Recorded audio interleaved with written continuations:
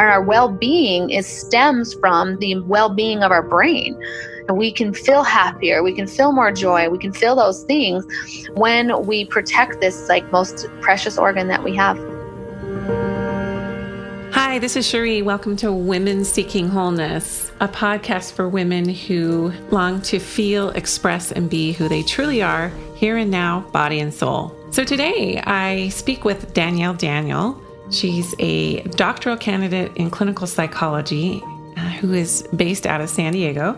And she and I are associates in the emerging and robust field of emotions and essential oils. I don't know if she coined the term, but Psycho-Aromacology is what we're discussing, and how the limbic brain or emotional center of the brain is impacted by the use of aromatic compounds and all of the chemical responses that can incur in the body through the use of these natural gifts of the earth. And so, as we will discuss, aromatherapy is not pseudoscience. It's actually a clinical application for the management of mood and for having an immediate emotional response in the body that can ultimately help to cleanse sensory pathways and restore the body to homeostasis. If you want more information on how to get essential oils into your home, or if you want a sample or to try them, please reach out to me at my website, cherie@cherieburton.com. I'm all about giving free samples. Hey, everybody. Welcome to Women Seeking Wholeness. This is Cherie Burton, and I am loving some of these conversations I'm having with women around integration and taking our shared experiences and morphing them into higher perspectives, higher learning, to really, really heal and gain new perspectives around our stations on this earth. Today, I've got with me Danielle. She is a beautiful associate of mine in the field of, well, she's coined a term that I think is super cool, Psycho-Aromacology, psycho-aromatherapy. She's gone more of the academic route with it than I have, but she'll tell you all about it. She's actually a doctoral candidate right now in clinical psychology in San Diego. And she's also an LCSW, which is a licensed clinical social worker, and a licensed psychotherapist. So she's done work with trauma, survivors of torture, abuse, suicidality. She's worked with high-risk teens, and we will talk about this today in our approach to addressing some of these heightened emotional states and mental illnesses with with more holistic approaches, using essential oils, aromatherapy. But her training is in medical aromatherapy. So she studied in Paris, France, this whole, essential oils and using aroma through really, really calculated scientific approaches, which I love. So I love her work, her research, her emphasis. But yeah, just the whole effect on essential oils in the brain. And that's where she's going in her doctorate, which I think is super fascinating. But she and I are both affiliated with doTERRA International.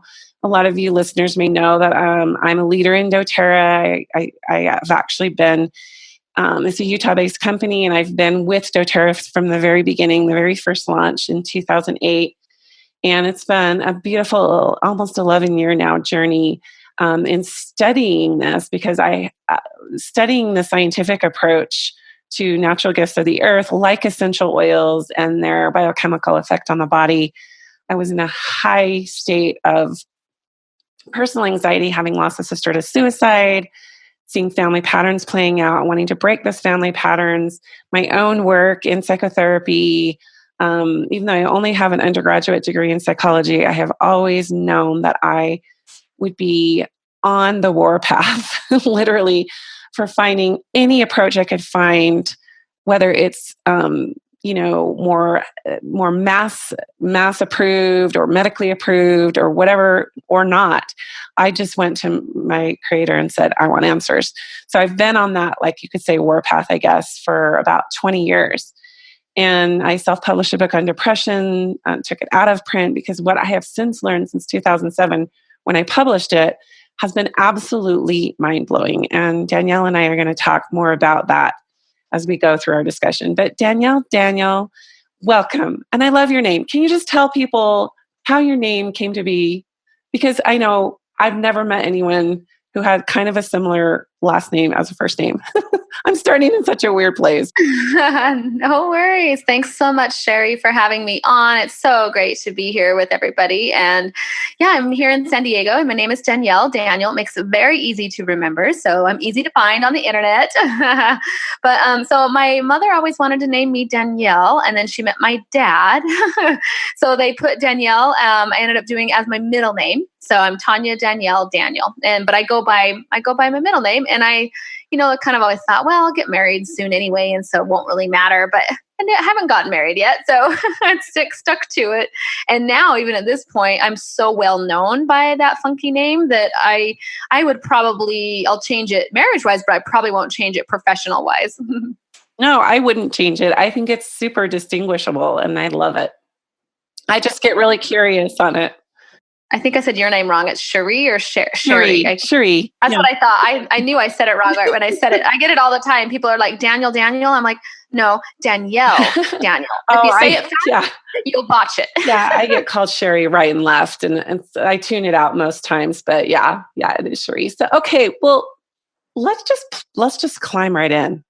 So tell me why you were drawn in, first of all, to psychology, the field of psychology, and then maybe why you went more of the holistic route. Sure. I've always loved the study of the brain. In fact, I think the original started with me when I was in undergraduate. This is when I was doing my associate's degree. So I was only 20 years old, and I had an anatomy class at this little tiny college outside of like Las Vegas. It's in southern Utah.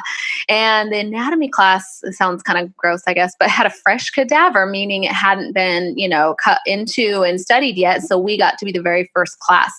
And just studying the human body, I thought I was going to be grossed out because I love medical field, but not a medical profession. It's just, I get so squeamish when I hear of like I can't even watch like those ER shows. They make me sick. I'm the same way. Yeah. I get it. So it just wasn't my field, even though I loved the field of medicine.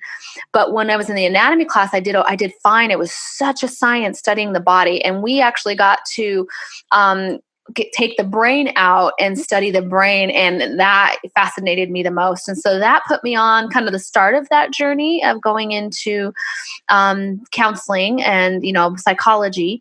And then for counseling purposes, I'll just kind of be vulnerable. I grew up going to counseling after a pretty difficult divorce and abuse from a stepfather who abused me in many different ways and my brother. And I just spent a lot of time in therapy.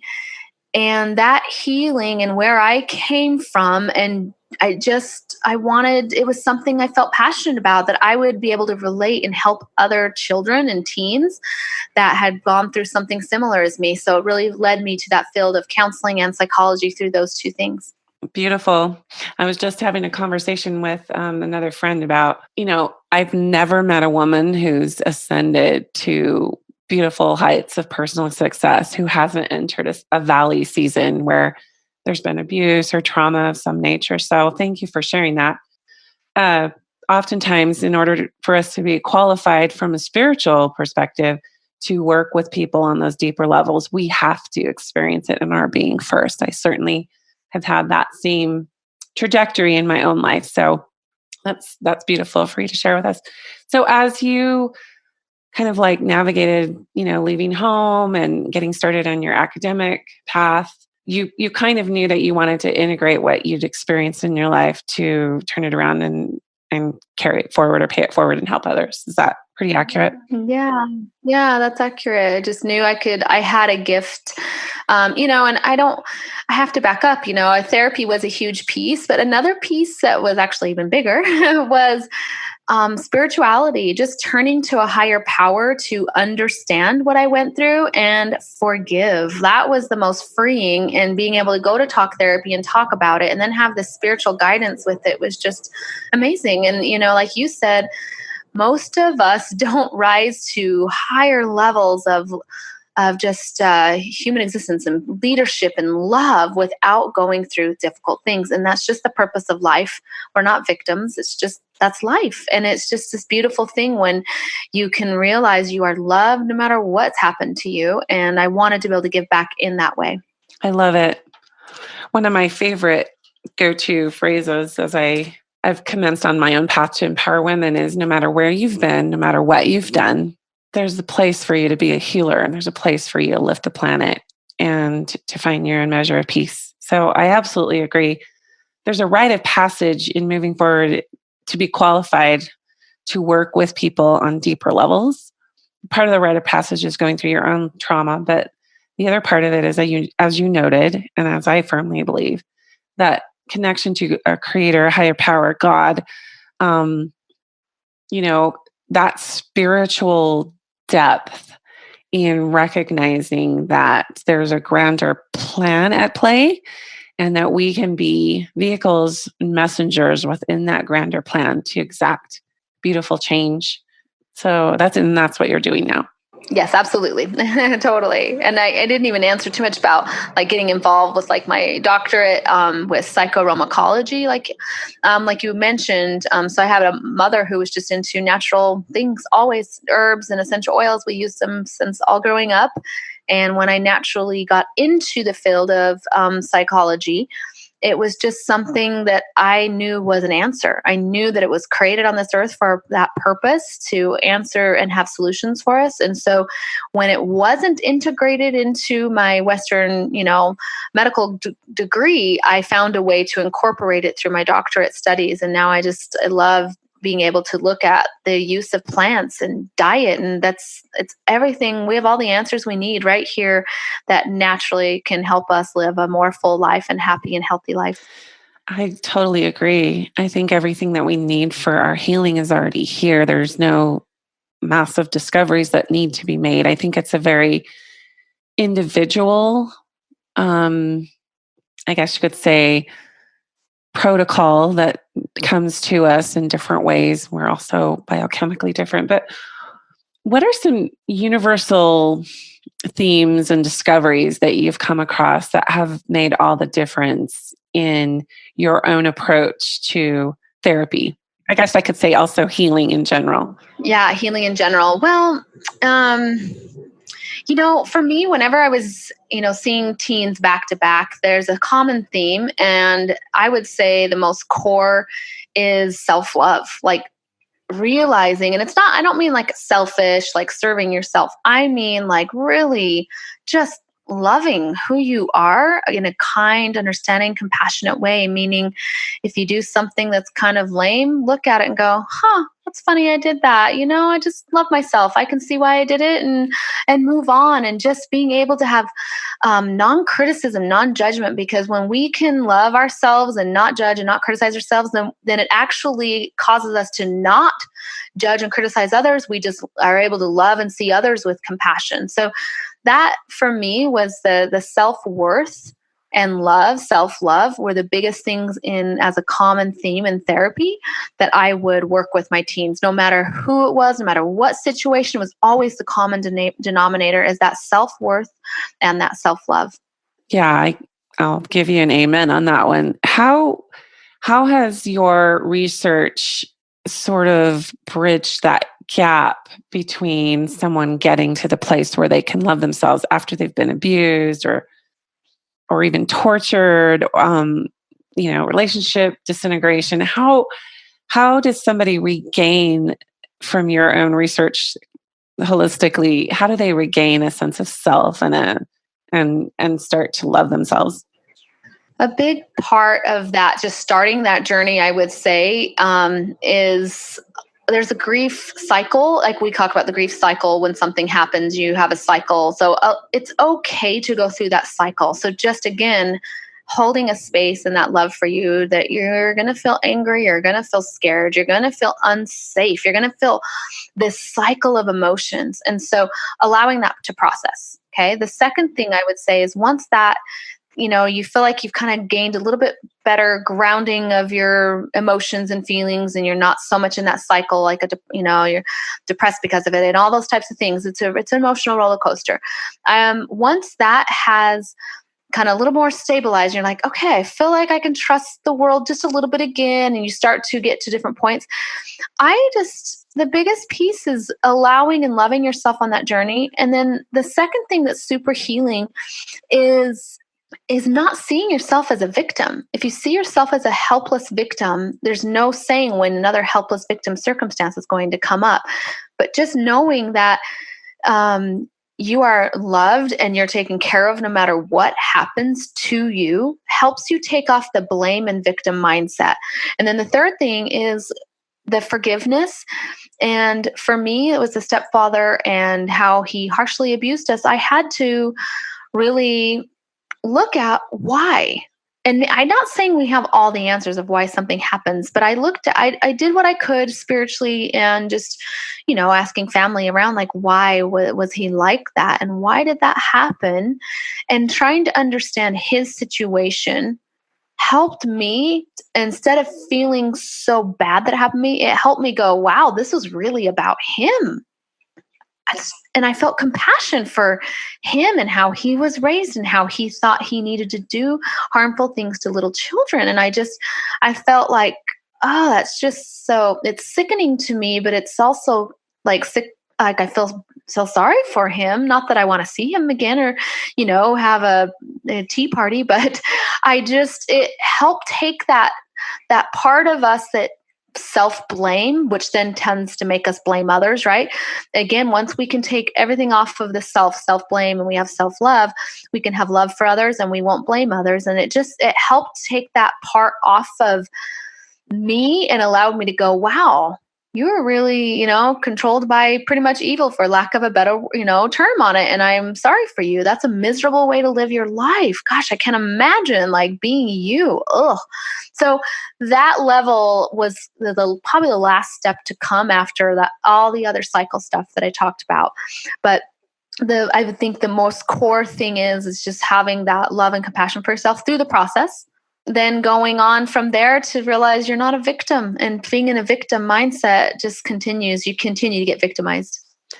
So how have you been able to become empowered? And let's talk a little bit about psycho-aromatherapy for a minute in terms of like a good clinical definition for people who may not be familiar with aroma and its impact on the brain, on behavior, on biochemistry. Like give us a snapshot of what psycho-aromatherapy, how you define it. Absolutely. So psycho-aromatherapy is the use of aromatics for the brain, basically for emotions and for mood and for everything to do with brain health, including regulating inflammation, things like that affect your neurotransmitters. There's so many levels. And our brain, right, has a optimal level of functioning, which is making sure we don't have too many inflammation or antioxidant type activity. And so our brain has to have this, for lack of a better term, this harmonizing. So this equilibrium type that it does in order for us to feel happy and feel pleasurable with dopamine and happy with serotonin. And there's more neurotransmitters involved, but there's this whole process involved. And so what I have found with essential oils, which I love, is that they highly interact with the brain in a positive manner. In fact, they're very good at helping the brain regulate. Actually, let me back up a second. What I learned in the medical aromatherapy in France is that essential oils don't heal you. And I want to make that clear. What he taught me, Dr. Penuel, he says, essential oils don't heal you. They help your body to heal itself. So when I say that they help regulate inflammation, they don't regulate inflammation themselves. What they do is they get into the brain through inhalation, either when you inhale it through like a diffuser and it goes through your nose and travels through your neural olfactory pathways and then stimulates the brain, or you can take them internally if they're able to, or put them on topically around the brain. And what happens is they get in, and let's just talk about regulating inflammation, for example. They get in and say, hey, you need to do your part to, leptin or whatever it is, you need to do your part to reduce this inflammation, please. And so it really does help to your body to do what it needs to do, or it'll be a citrus, for example, and it'll say citruses are really good at like helping your body with maintaining great levels of serotonin. So it'll get in and just be like, it's the energy. It's like, it's the fuel that gets your body to do what it needs to do. Just like gasoline does when you go to, gas up your car, And we, as empowered, proactive humans who are on the path to healing, we control the gas pedal. I think that's what you said was really pivotal. That essential oils and many modalities of the earth, they don't actually heal you. They support the body's processes, so the body is what actually heals you. Would you agree with that?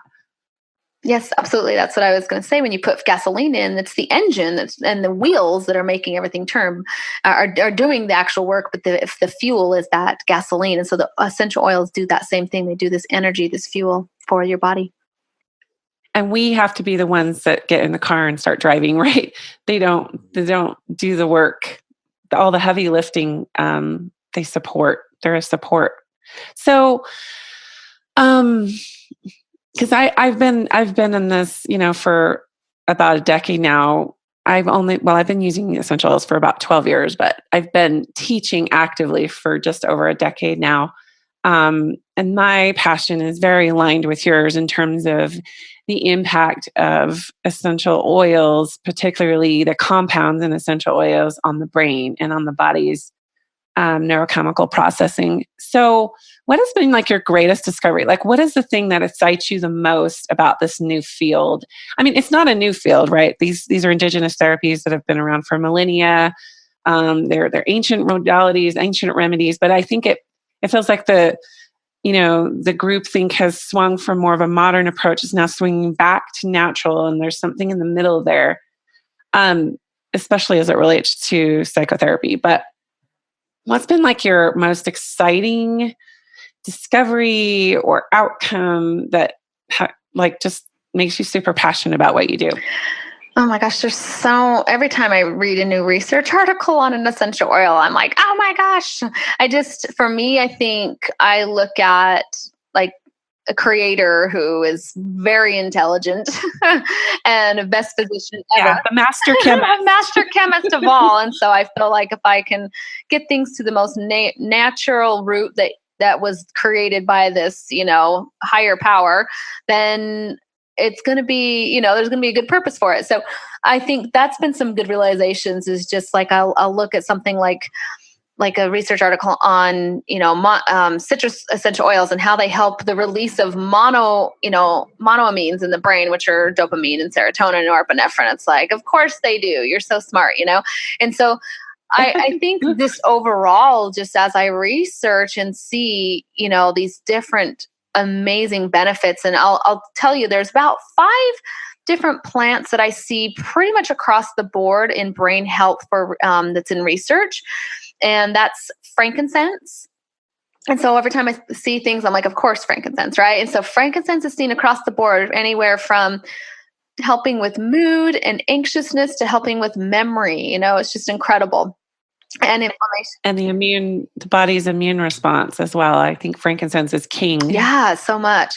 And then the next one is lavender. It's the queen of everything calming. And so it's great for any type of, tantruming child state or sleep, just anything calming. And then the other oils that I see the most in research are ylang ylang. Actually found quite a bit, very harmonizing, meaning it helps with focus and attention, but it's not too calming. Really cool. Mm-hmm. And then another one is clary sage, which kind of surprises people. Clary sage in research, again, this is probably the one that every time I turn, I'm like, clary sage again? Wow. So just great. Again, tons of different neurotransmitters, including uplifting mood as well as memory. Really good with memory. Wow. I know, kind of interesting. And then of course hormones, which we know, and that helps with mood. And then lastly are citruses. It's just, those are the 5. And when I say citruses, I clump them together because the major component is limonene that's studied. And limonene helps with, again, those energetic neurotransmitters. So that's been my biggest thing, is seeing those 5, which I'll say again for you guys, but it's frankincense, lavender, ylang ylang, clary sage, and citruses are the top 5. Now, I would say rosemary kind of trails pretty close behind all of those, though. I see it in pretty much across the board as well in research helping with brain benefits. I love it. With frankincense and the high sesquiterpene count in frankincense, have you done any reading on its ability to bypass? This is like a total tongue twister. Bypass the blood-brain barrier. Yeah, sesquiterpenes have been seen because of their molecular structure to cross through that tiny blood-brain barrier. I think that's a miracle in and of itself. I don't think any pharmaceuticals have that ability. No, I'm not aware of any. We would probably have the cure to Parkinson's and Alzheimer's and things of that nature if synthetic labs were able to duplicate that. But I think it's absolutely amazing that a naturally occurring substance has that ability. I know sandalwood is high in sesquiterpene and frankincense. Are you aware of any others that are high in sesquiterpene count?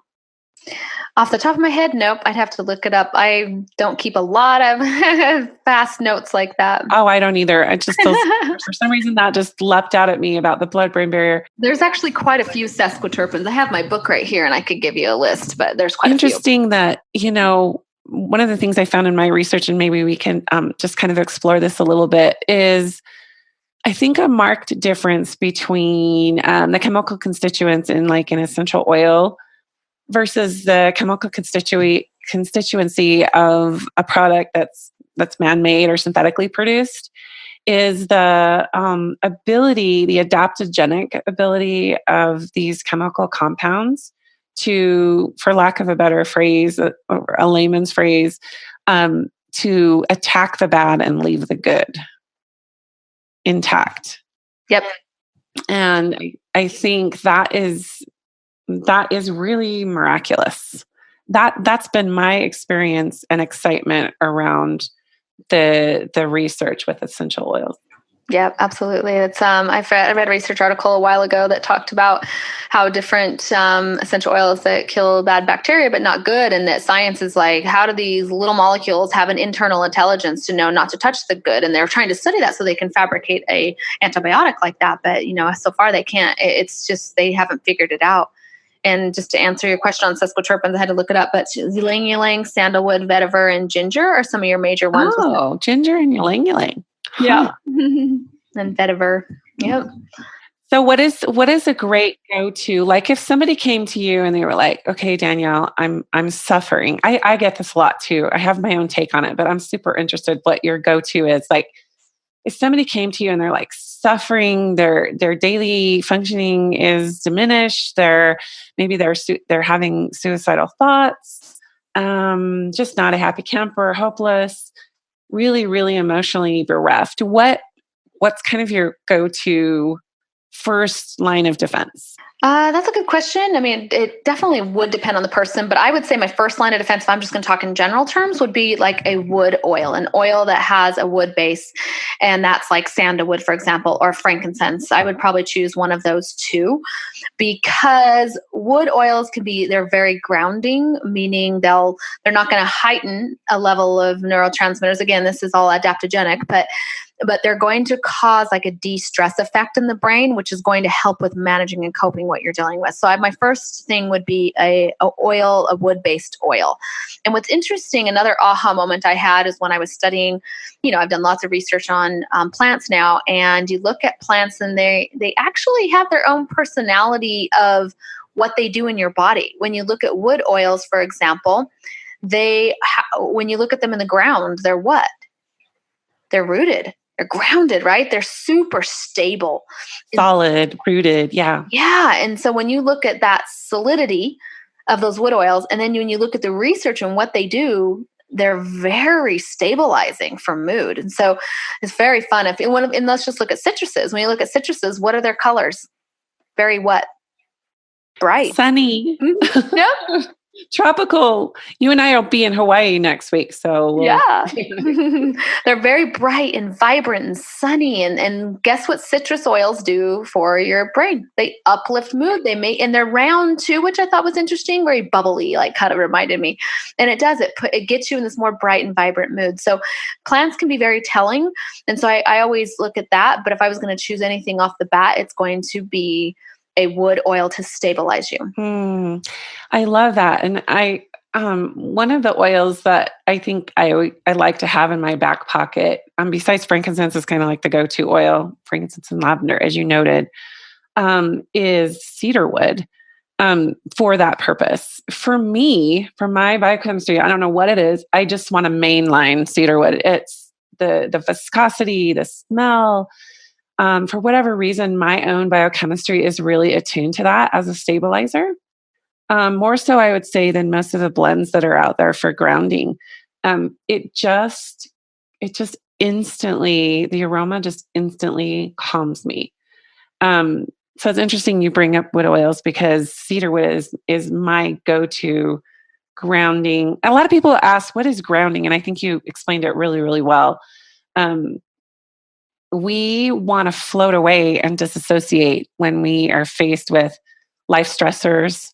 And it feels to me like whatever God put in some, and then we don't get essential oils from every plant or every tree, but for these very special trees like frankincense and sandalwood trees and cedarwood trees. I'm thinking vetiver and all of these beautiful substances and chemicals that are that pour out of these oil sacs in these trees have such a stabilizing. And it's interesting that you brought up the word harmony with the brain. I think when people do go through trauma, the first thing that happens is they just check out. They become apathetic, or they disassociate, or they start daydreaming, or they create an alternate ego personality, something as a protective effect to be anywhere but in their body. So I would agree with you that wood oils kind of snap us out of those states to a degree, to bring us back into the body. Have you ever worked with women or men that suffer from eating disorders? I have not, actually. That's not an area I ever worked in. I did suicide and trauma, never eating disorders. I never did either, but I've heard from a couple of eating disorder specialists that disassociation from the body is often a precursor for somebody who develops an eating disorder, whether they've been through trauma or abuse or whatever.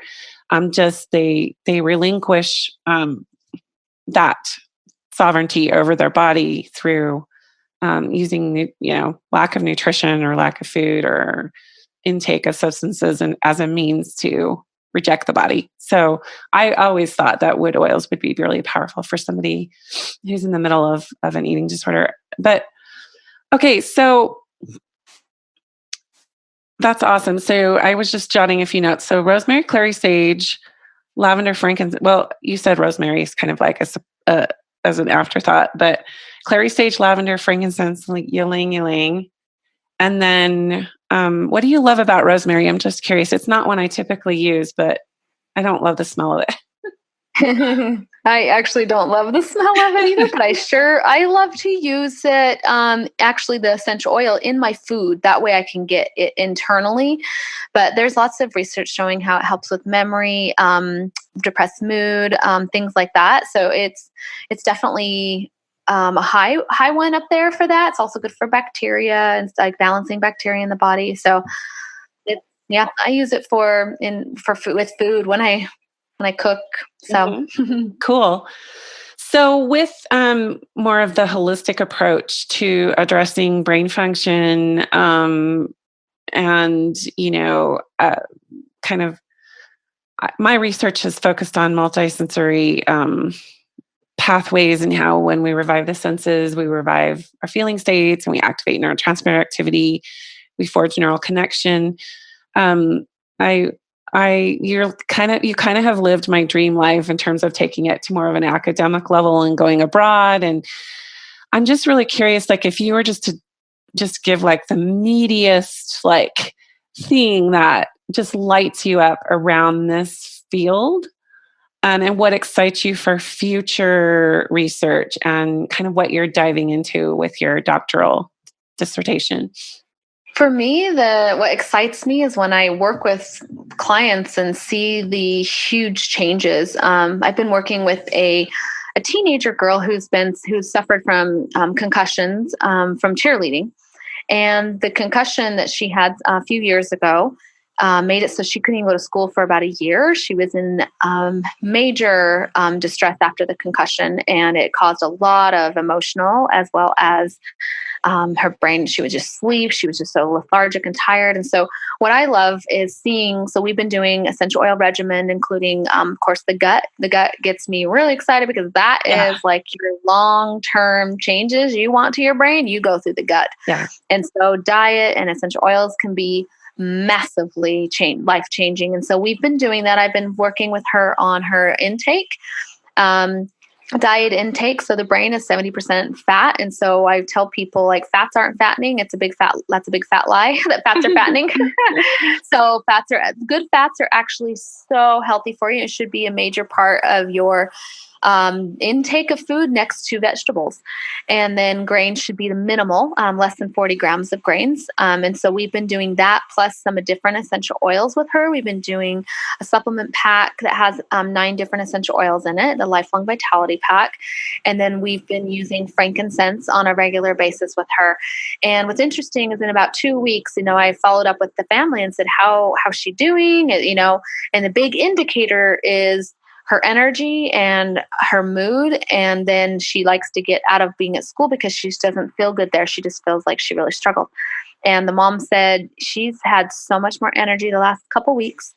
She's been focused in school. She doesn't come home tired and she's in a better mood. So that's just, 2 weeks after 5 years of having this, this just spiraling downhill to now going back uphill. And to me, that's the beauty. That's what was created on this planet for us is plants and nutrition and us just learning to properly use it. That's the key. Yeah.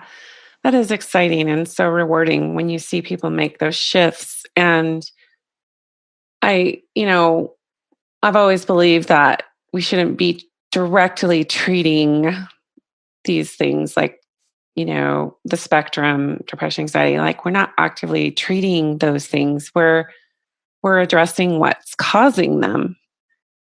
People don't get depressed because they lack antidepressant usage. That's not the cause of their illness. And so diving into, core causation and, I'm sure you've seen this in your work when you work with people who have a victim story, or, they've been through some really, really damaging life experiences and the body's response to those really heightened, abuse and trauma situations is to go into a protective effect, and it serves us for a time. And then at some stage, those emotions manifest in a variety of ways, whether it's physical symptoms or just apathy or depression or whatever.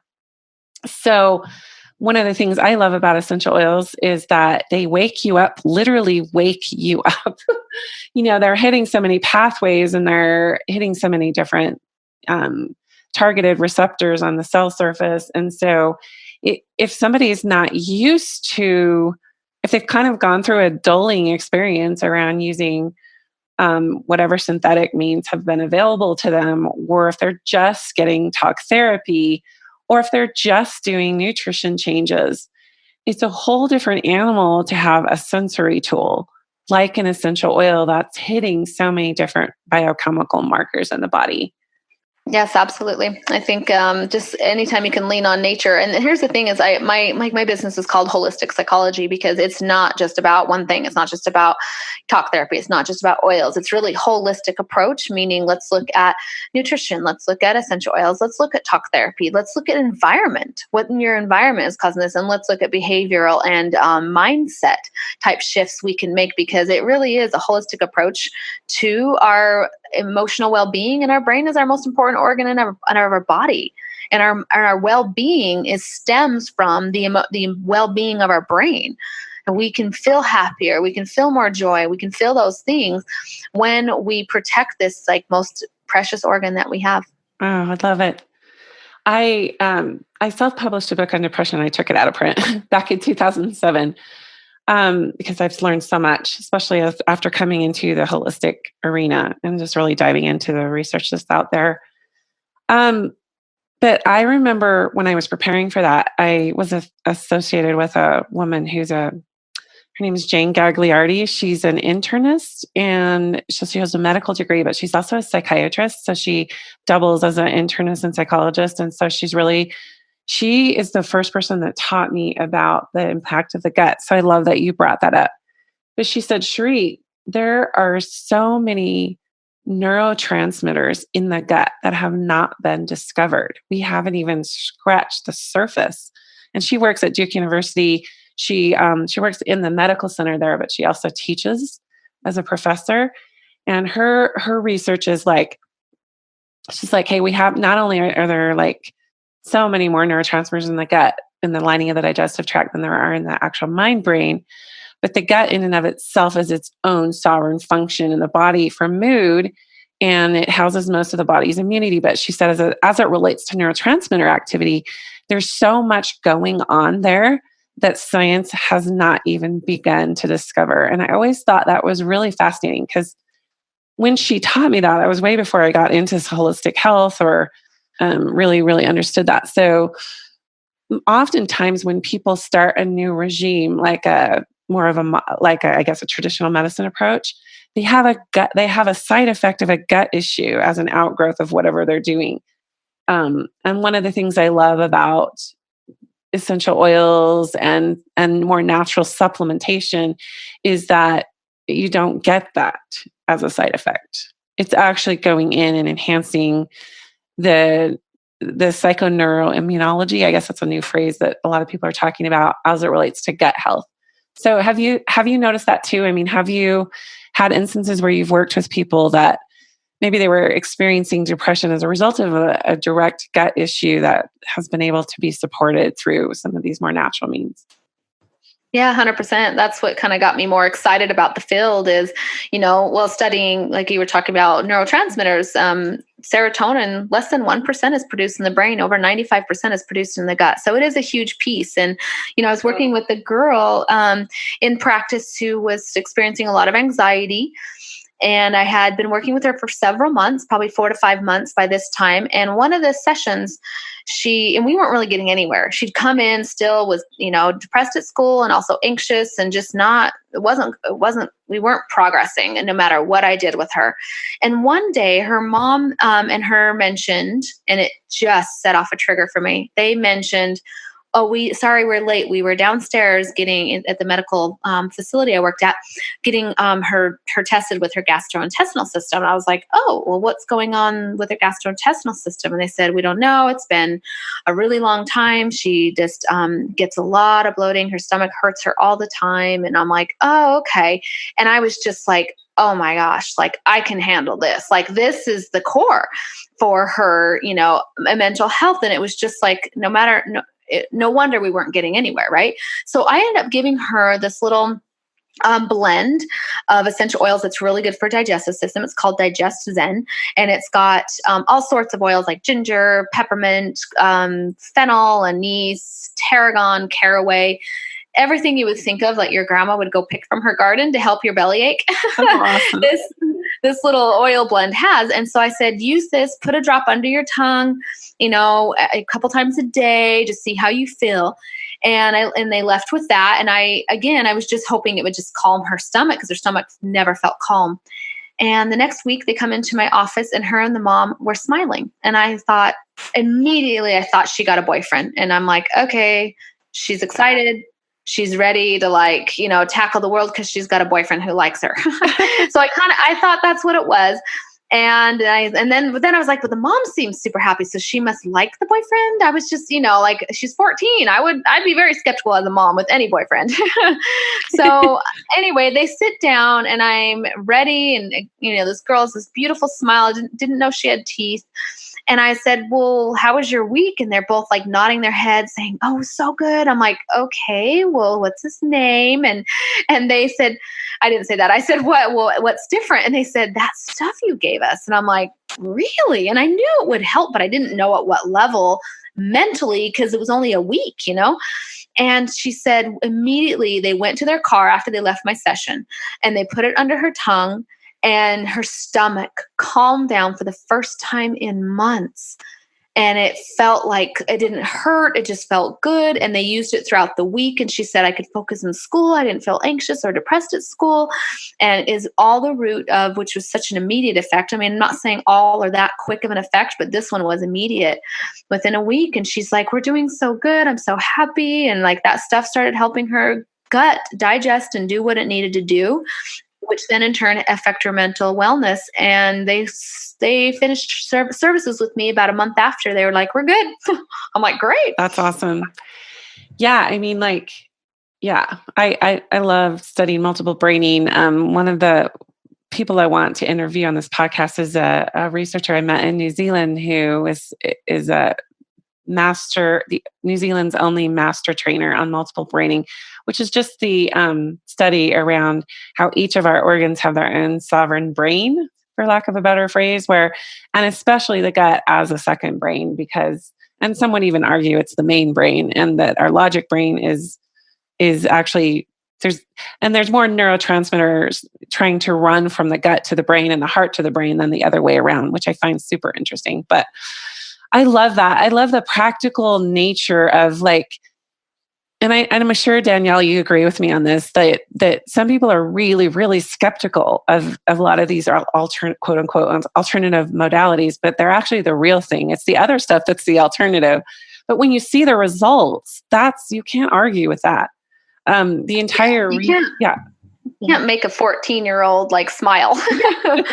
Yeah, exactly. I had a very, very similar experience with my son, who's now 22, who was 13 at the time. He is his health issues, his gut issues, and some of the family patterning around the behavior that was starting to manifest as he started junior high and puberty is the entire reason that I am teaching about holistic health, and that I even got into essential oils as a wellness and sensory anchoring tool, is because of my son. And the marked difference that I saw in him is very similar to what you were talking about with this young girl you worked with. As we kind of wrap up our discussion around holistic psychology, psycho-aromatherapy, psycho-aromacology, do you have any gems or parting words for us around what anything related to what's maybe hopeful in the future, what we can look at as continued evolving wellness models around this field? Yeah, absolutely. I'm finishing up my dissertation right now, so that'll be done this summer, and I'm going to publish all of the content into a easy reference book that you can go and look up different symptomology as well as different essential oils that can interact with the brain. So that's on the rise. So you'll find that the best way to stay in tune with that is to go to my website, danielledr.com, which I already have a the free download that you can use that shows you what oils have been referenced with different neurotransmitters. So that's a good way just to kind of start, and then watch for my content to come just through social media, my book that I'll be releasing shortly after. But, the main thing I would say to people is I wouldn't stress over which is right. It's like trying to stress over, should I eat a, zucchini or should I eat a red pepper? I mean, it's like, you kind of need both, different nutrients, and essential oils have different things. So just play with them. And I would say what resonates with you for a certain time, like you were talking, Sherry, about cedarwood, it really does. It helps you. It resonates with you for a reason. And for me, the wood oils, it's sandalwood. I can't ever get enough of it. I love it so much. And so finding what your body needs is just like, with eating, you crave something that's healthy because your body needs it. And so I just tell people to, choose your intuition. That's more important. And I've seen that with my younger kids, that they intuitively know which oils are most resonant in their own bodies. Even though they can't even read the label, they'll go grab it and hand it to me. There's something really beautiful about just the intuitive process of addressing our health concerns. And I think what's beautiful about your research is the science piece of it. I think people like you who are emerging in this field are pioneers in this being more of a mass approach, or I guess a more accepted into the mass population of these indigenous therapies and these beautiful gifts to the earth. So I just applaud you for your work, and I will be seeing you next week in Hawaii. And are you going on the Sandalwood Farm tour? Because I'm so excited. You brought up Sandalwood. I was like, oh, we get to go see the Hawaiian Sandalwood Farm next week. That's going to be super exciting. I'm really excited. It'll be great to see you next week in Hawaii, and of course be in the middle of all the sandalwood trees. I can't wait. All right. Thank you so much for having me on here. You're just amazing. I love everything that you've done and put together from your life story. You're just a gem of knowledge, but also so much love. You can tell you really have a passion to help people out of love. I mean, it's wonderful. Thank you so much. And thank you for your time with us today. It was super, super awesome. Thanks, everybody. Bye. Thanks again to Danielle for that really fun discussion. And I always love me some good science, especially as it relates to things in the holistic arena. I am fully convicted of the power of essential oils and have spent a great part of my career teaching about their impact biochemically within the mind-body. So please check out DanielleDr.com, DanielleDoctor.com. And if you want to get some free samples of any of those top 5 essential oils she referenced for emotion, please reach out to me. And you can also visit my website, CherieBurton.com. I have a section called Soul Essentials where I go into a little bit more depth about the science between emotion and essential oils. So please use that as an ongoing tool for your nourishment and for sensorial connection.